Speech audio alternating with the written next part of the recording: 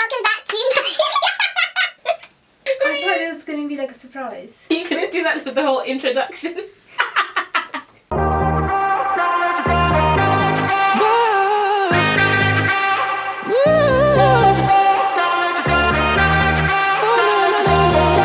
Hi guys, and welcome back to my YouTube channel. So for today's video, I have a very, very special guest. Someone that I'm very lucky to call my friend. The wonderful Miss Malala. Some of you may know her from her book, her movie, her prizes, her work that she does. You can know her from anything, but I know her as my friend. So today is Read with Miss VARZ. We are going to be reviewing this book. This amazing book. It is called I Am Malala, written by Malala. But it's going to be like a bit of a Q&A review type of thing because this is an autobiography, so it's not as easy to review like a novel. Or... Yeah, exactly. This is real life. So I'm going to just ask a few questions and we'll see how it relates to the book and then motivate everyone, really. Cool? Yeah, ready. Ready, okay. I'm going to tell you guys why I like the book first of all. So you like it? Okay, he likes it. He likes the book. It was okay. I mean, you know, you could have done it a bit... Okay, I'm going to go. Yeah, no, so I love this book, and the reason why I like this book is because you didn't just tell your story like, I was born and then this happened and then this happened and now I'm here, I live in Birmingham, I'm Malala. You gave us a historical background of what was going on in Pakistan with the Taliban. You told us the history, you gave us context, you spoke about your father as a child, your grandfather, your mum and her not going to school. I think that's why I like the book. We get to really, really know you know, and the history of Pakistan, which I knew about, but I didn't know in depth about. You know what I mean? So that's why I like it. So that was number one. Now, if you're looking back, because you're now 20, Yes. almost turning 21. Oh, don't say that. You're getting old. I'm only madam. 20. Only You 20. get only 20. Looking back now, do you think that things have changed in Pakistan since you published the book? Do you see any positive change, or do you think things are still the same sort of? Definitely. I think it depends on what you look at. So in terms of education, especially for girls, more and more people are sending their daughters to school and they're realizing that education is important for their daughters, their sisters. So yes, I do see change, but I think there's still a lot to do, and there is progress, but it's slow. Yeah. So we need to speed it up and Of work course. more on it. Of course. And how do you think the local people can help? Because in the book you talk about how your father said, no, girls will go to school. He opened up a school, like you said. He didn't do it for profit. Yeah. He made losses, if anything. Yes. And how do you think local people can help in making that change? Because I don't think it's just a government thing. It's in Pakistan. In Pakistan. Yeah. I think definitely there are already organizations and local activists working there, and like that's one of my goals. So through Malala Fund, I started Gul Makai Champions Network, which is to support local advocates, which is something that we're doing in Pakistan, in Afghanistan. We're expanding it to India, Nigeria. Like I'm working across the globe because I believe in local activists and leaders. Because me and my father were once local activists, and we raised our voice. So and if anything, that's who makes the most change, because you're impacting from grassroots levels. Yes. And I think that's why I found your father is amazing. Yes. Your father is an amazing man. No matter how many warnings he was given, no matter how many times the school was close to shutting down or he didn't have enough money to keep running it, he kept going, even making the popcorn in the middle of the night. Yes. He must be so inspirational for you. He is, and I think if he wasn't there and if he had not started the school, if he did not have passion for girls' education, like I would never have been able to go to school or been able to speak out.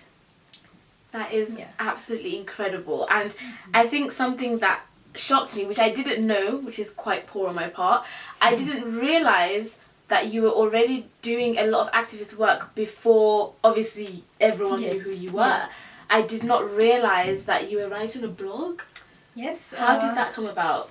So I started writing a blog when I was 11, and at that time girls' education was banned in Swat Valley, so that was the point. I could not go to school. Girls' education was banned in Swat Valley, and And I just could not believe for a second, like, how can I not go to school? Like, it is my future, and they are taking my future away from me. So that's why I started writing a blog, telling my story, what was happening, how many schools were destroyed, how people were killed, and how girls were not allowed to get their education. At 11 years old, and you decided to start writing a blog? I mean... I think it's just the circumstances that of course. force you to do these things. If I were in the UK and studying here, I may not have done this. Because there wouldn't be a need to. Yes, yes. Mm-hmm. Did anyone ever tell you, Malala, okay, stop it now, you're becoming too loud? Because for me, when I want to go and intern in Zimbabwe, not great. It's not great right now, so I want to go and help, but my mom is very worried. She says, V, if you speak too much, like, you know what the government is like, you know their thoughts on young girls going to school and whatnot, so she tells me, be careful, just try and mind your business, and kind of, and it's because she cares, she wants me to stay safe. So for you as an 11-year-old writing this blog, did your mom or anyone ever say, Malala, okay, stop it now? My parents were worried, but my father himself was an activist, so I was just following his footsteps. And there was just so much fear, and like that you wanted to speak out, because if you didn't, you were still in a worse situation. Like, you were still not safe if you didn't speak. So either way, it didn't matter whether it you didn't spoke matter. or So it didn't. was better to speak out, because you could at least try to bring change. And it was a difficult time. Sometimes you just don't want to think back. I know. I can absolutely imagine. I can imagine. And actually, what makes me happy the most is seeing you now, and obviously knowing you as my friend. It's seeing how positive you are, and just how grateful you are about life and just in general. Wow. Like, that really inspires me. Thank you. It really does. But you inspire me too. Oh my god, stop it. I can never believe you when you say that. I'm like, how can you say that to me? Like, I don't you do anything, you know? If No, you you just do a say lot. that. You do a lot. No, you do inspire me. Oh, right. So now that you've written the book, and like I said, you're now 20, and you wrote this at 16, I believe? 15, Yes. 16? Is there anything that you read back or that you think about and think, oh, maybe I shouldn't have put that in there, or why did I share that with the world, or any regrets? Okay, I read the book when I was writing it, and that was kind of like the last time I read it. I never watched my documentary, I never watched my interview, I never read my book, I never read my articles, anything.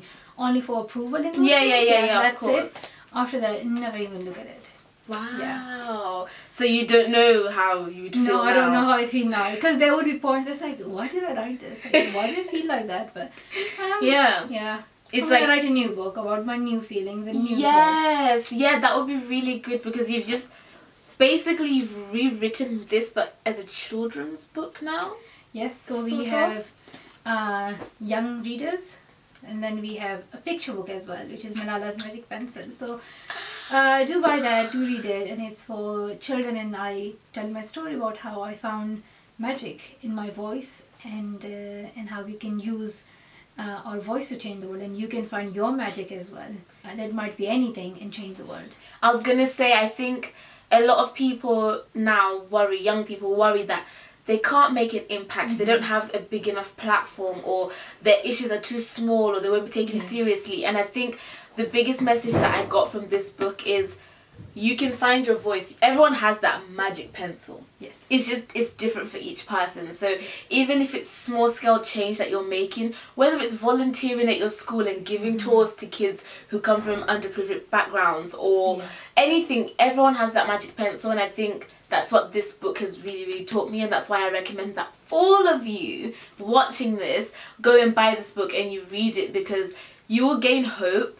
Like, no matter what situation you're in, there's always some kind of light at the end of the tunnel, you know? That's what I got anyway, but everyone who reads this book will get something else out of it, so it's really worth getting a hold of. So, thinking now into 2018, how do you feel being named as this symbol of a hope, advocate for girls' education all over the world?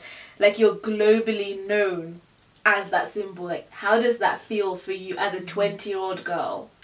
Firstly, I just can't believe it's 2018. My mind is still back in like 2016. Like, when I'm writing the date on a paper, I say, what? Like, when did it turn out to be 2018? I keep Like, writing 2017 in all of my work. I'm I like, go back to 2016.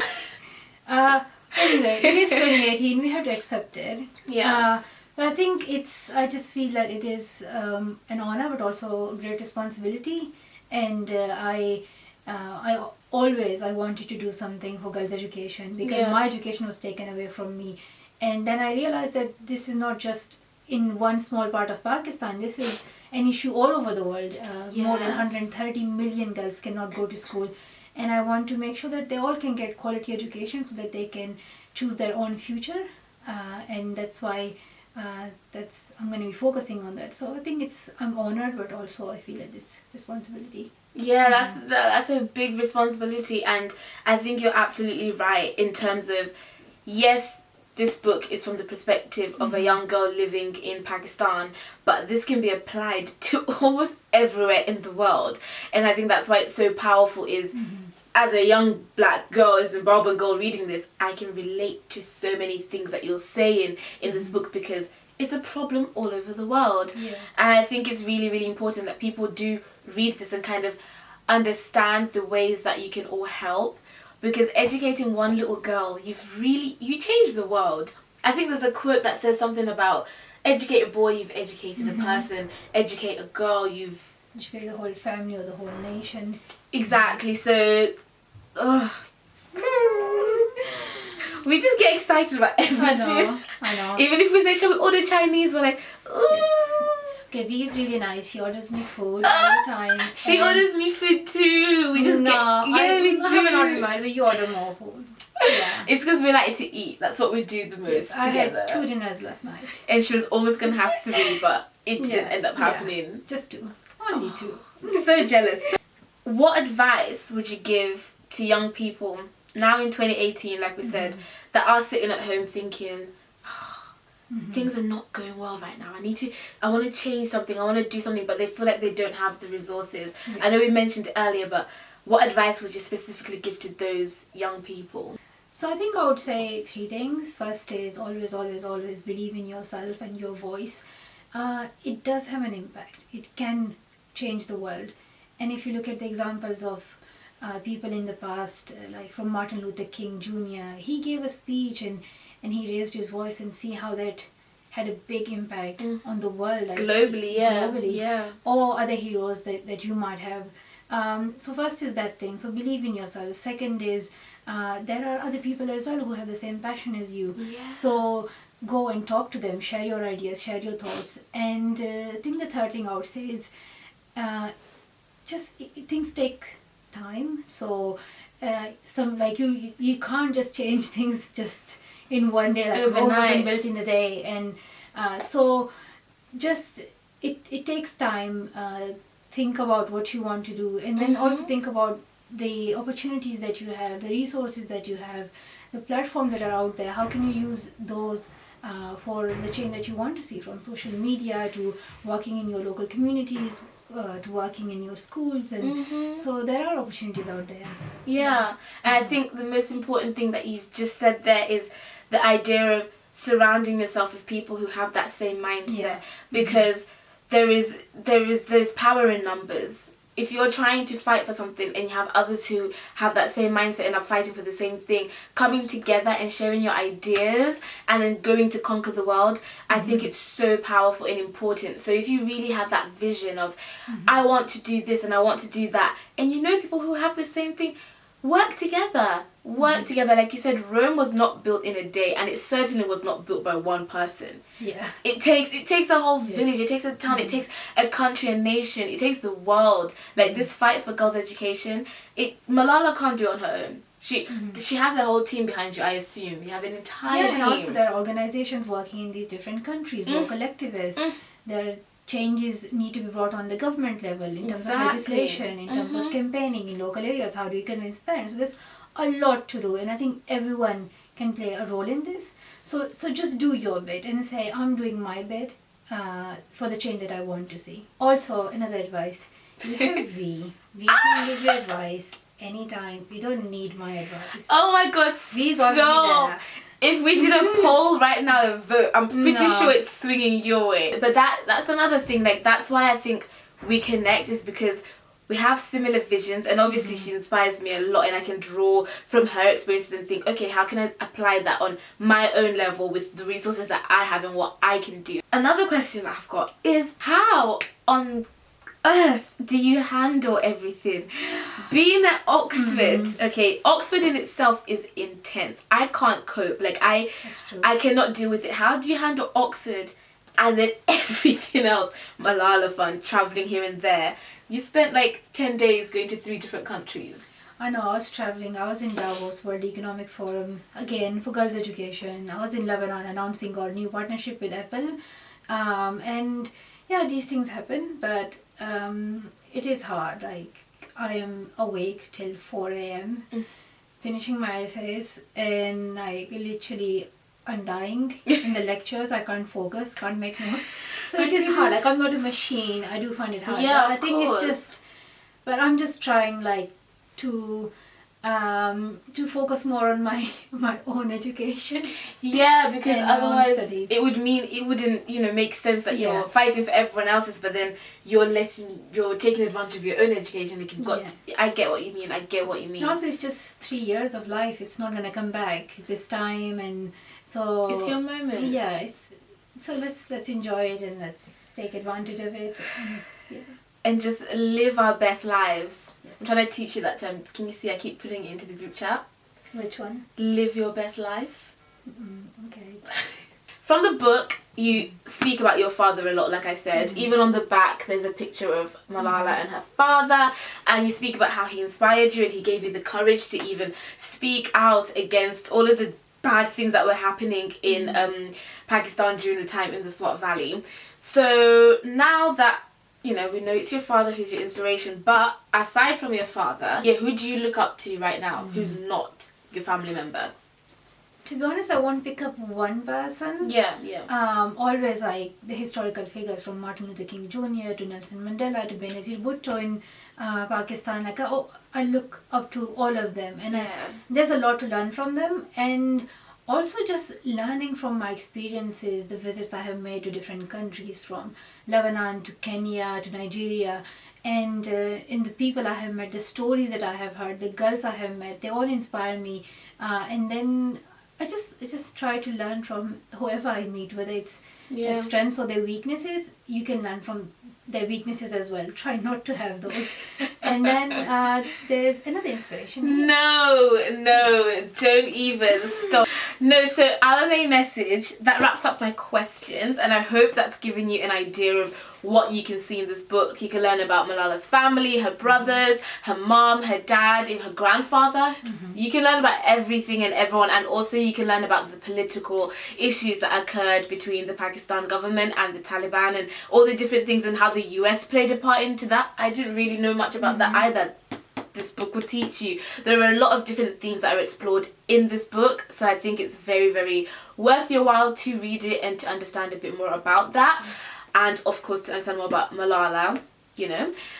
But the main message of this video is just, you've got to believe in yourself. You've got to believe in yourself and what you feel is morally right. If you're living in a community where things occur that you know that they're not okay and people are being oppressed or whatnot, you need to speak up in your own way. I'm not saying, you know, put yourself in danger or go onto the world stage and say, you know, you don't have to do those sort of things, but speak up in your own way. Find your own magic pencil. And listen to V. Watch our videos. Follow her on Subscribe.